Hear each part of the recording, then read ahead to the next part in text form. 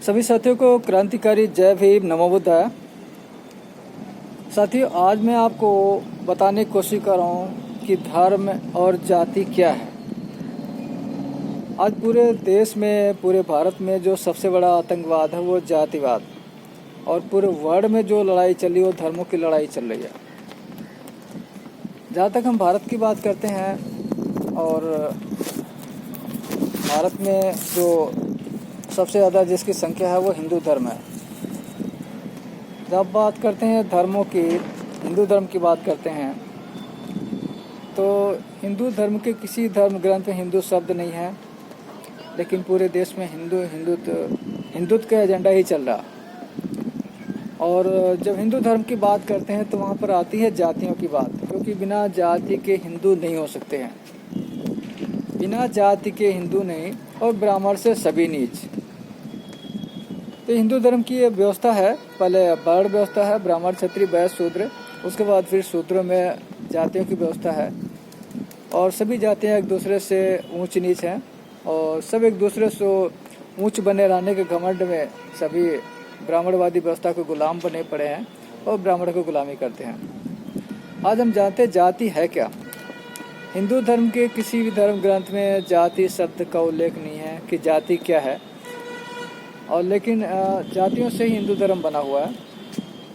जातियों के विरोध करने वाले सबसे पहले वर्ण व्यवस्था का विरोध करने वाले तथा गौतम बुद्ध थे। उस टाइम ब्राह्मण धर्म था, और उसमें वर्ण व्यवस्था थी जिसमें शूद्र थे, ब्राह्मण, क्षत्रिय, वैश्य, शूद्र। शूद्रों को अपमानित किया जाता था, इसलिए उस व्यवस्था का तथा गौतम बुद्ध ने विरोध किया था।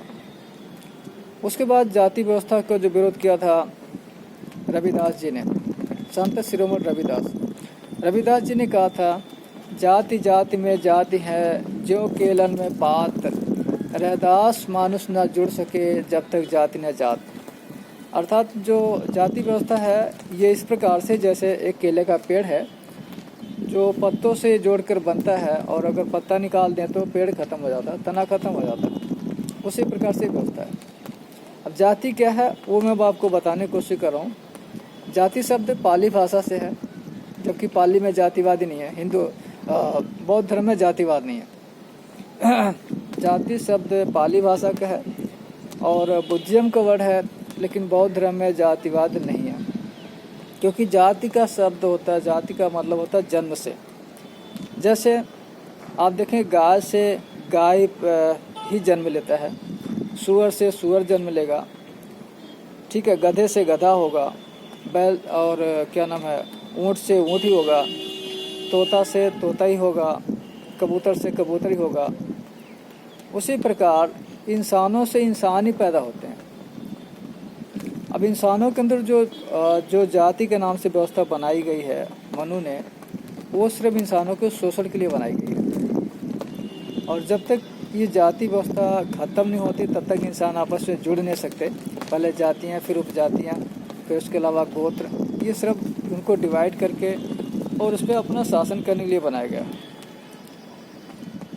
तो इस तरह से जो जातियाँ हैं ये मानवता विरोधी है, और इंसानों में जातियाँ नहीं होना चाहिए, क्योंकि इंसान से इंसान ही पैदा होते हैं।